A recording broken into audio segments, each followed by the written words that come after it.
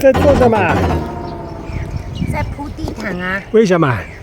因为现在这里不种了，然后想说把它盖起来，让它休息一下呢。可是不要长草。等到我们，那为什么你要去哪里？我有一个计划的。所以对啊，所以这里暂时先不要种，所以我要先把它盖起来，不然等到我回来的时候，这里我怕草已经长得太长了，已经进不来了，所以先这样子。我们在用什么东西？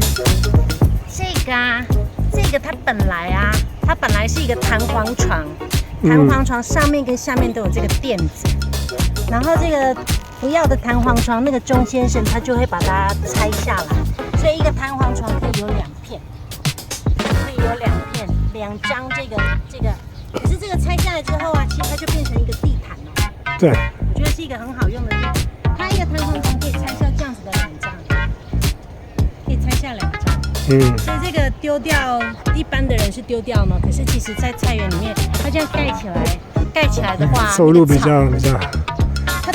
我觉得它两个功能。它第一个就是这样盖起来的话，草杂草长不出来。现在我们的目的就是这个。对，我现在把它盖起来，就是比较希望我们再回来的时候，不要草长得太多，很难处理。然后再来这个把它放在地上啊，我们也比较好走路。所以现在没有种的地方啊，我们先把它盖起来。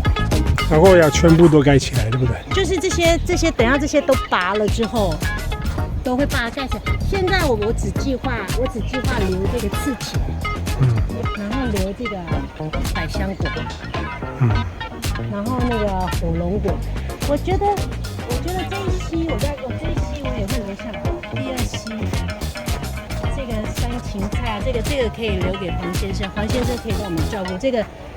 黄先生、郑医师他们都会帮我们浇水，然后草莓就是这些，继续让他们长其他的都要盖起来，其他我们都把它盖起来，这样子回来比较方便。我想，懂了，谢谢你。那边也有吗？那也不用了。那边不用吧，那边没太麻烦。